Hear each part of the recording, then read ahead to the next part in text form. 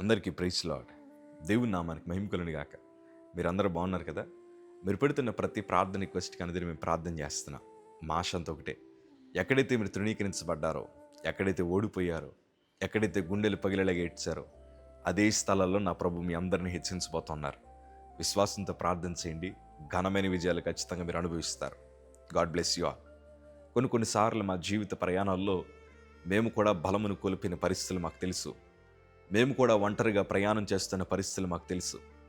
ఆ పరిస్థితుల మధ్యన, ఆ పోరాటాల మధ్యన వాక్యము మమ్మల్ని ఎంతగానో బలపరిచింది. నాకు అందులో ఇష్టమైన మాటని ఈరోజు మీతో పంచుకోవడానికి ఆశపడుతున్నాను.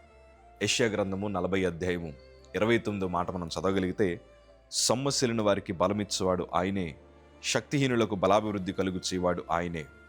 ఆయన ఎవరు కాదయ్యా, మన సృష్టికర్త అయిన నజరేయుడైన యేసు ప్రభులు వారు. ఈరోజు సొమ్మసిల్లిపోయిన బ్రతుకులు చాలా ఉన్నాయి. ఎంత నిరుత్సాహంలో మనం ఉన్నామంటే, ఇదివరకు మనిషికి బ్రతకాలన్న కోరిక చాలా ఎక్కువ ఉండేది, రోగం నుండి విడిపించబడాలన్న కోరిక చాలా ఎక్కువ ఉండేది. కానీ ఇప్పుడు కొంతమంది మాకు ఫోన్ చేసి అంటున్నారు, అయ్యా మేము ఎందుకు బ్రతుకున్నాం మాకు అర్థం కావట్లేదు, ఎందుకు పెళ్ళిళ్ళు చేసుకున్నాం అర్థం కావట్లేదు, అసలు మా జీవితం ఏంటో మాకే తెలియట్లేదు, ఈ బ్రతుకుండే కన్నా చనిపోవాలన్న ఆలోచనలు మాకు ఎక్కువ వస్తూ ఉన్నాయి, ఏంటో ఏమి అర్థం కావట్లేదు, మా ఓటములేంటి, అసలు మా కుటుంబ పరిస్థితులు ఏంటి, అప్పులు రుణబాధలేంటి, మా జీవితం ఎటుపోతుందో అర్థం కాని పరిస్థితి మధ్యన మేము ఉండిపోయామని ఎంత కన్నీరు కారుస్తున్నారో నాకు తెలుసు. ఈరోజు ఆ సొమ్మసిల్లిపోయిన వారందరితో నా ప్రభు మాట్లాడుతున్నాడు.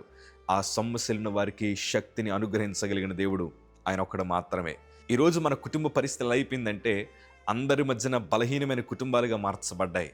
ఎన్నో వార్తలు, దుర్వార్తలు మనల్ని ఎంతో బలహీనంగా మారుస్తూ ఉన్నాయి.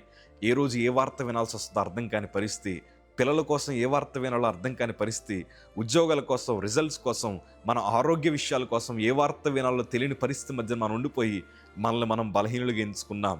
ఏం చేయాలో అర్థం కావట్లేదు. నేను అంటాను కదా, ఆ బలహీనులకు బలాభివృద్ధి కలుగు చేయవాడు ఆయనే. ఎలా కలుగు చేస్తారో తెలుసా?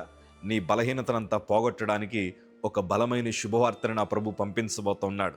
నీ కుటుంబాన్ని పోషించుకోవడానికి నా ప్రభు బలాన్ని దయచేయబోతున్నాడు. నీ కాళ్ళ మీద నువ్వు నిలబడడానికి నా ప్రభు శక్తిని అనుగ్రహించబోతున్నాడు. మానసిక ఒత్తిడిని అనుభవిస్తున్న మీరు, లేకపోతే కుటుంబ భారాన్ని మోస్తున్న మీ అందరితో ప్రభు మాట్లాడుతున్నారు, నేను మీకు బలమును అనుగ్రహిస్తాను. దేవుడు బలమును అనుగ్రహిస్తే ఎలా ఉంటుందో తెలుసా? క్యాన్సర్ రోగంతో బాధపడిన నా జీవితంలో ఈరోజు ఉజ్జీవంగా ప్రభు కోసం నిలబడడానికి ప్రభు నాకు బలం ఇచ్చారు. మేము ఒకప్పుడు శక్తిహీనులమే, ఎవరు మమ్మల్ని ప్రోత్సహించేవారు లేరు, ఎవరు మమ్మల్ని ఆదరించేవారు లేరు. ఆ టైంలో దేవుని వాక్యం మమ్మల్ని ఆదరించింది, బలపరిచింది. ఈరోజు అదే ధైర్యంతో చెప్తున్నానయ్యా, మీ బ్రతుకులను నా ప్రభు బలపరచగలిగిన దేవుడు ఆయన.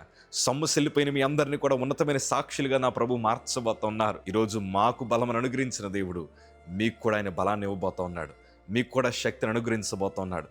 ఏ శోధనైనా జయించగలిగిన కృపని యేసు రక్తములో నా ప్రభు మీ అందరికీ దయచేయుదురుగాక. నేను అంటాను, అన్ని రోజులు ఒకలా ఉండవయ్యా. ఈరోజు నువ్వు బలహీనుడిగా ఉండొచ్చు, కానీ గొప్ప విషయం ఏంటంటే, ఈ బలహీనులనే బలవంతులకు బుద్ధి చెప్పడానికి నా ప్రభు వాడుకుంటాడు. ఈరోజు నువ్వు శక్తి లేదని అనుకోవచ్చు, నేనంటాను, శక్తివంతమైన సాక్ష్యముల చేత నా ప్రభుని నింపి ఎక్కడైతే తలదించుకున్నావో అదే చోట ఘనమైన సాధనాలుగా నా ప్రభు మీ అందరినీ వాడుకోబోతున్నారు. ఎందుకంటే మన ప్రభుకు అసాధ్యమైంది ఏదీ లేదు. విశ్వాసంతో ప్రార్థన చేయండి, విశ్వాసంగా ఉండండి. God bless you.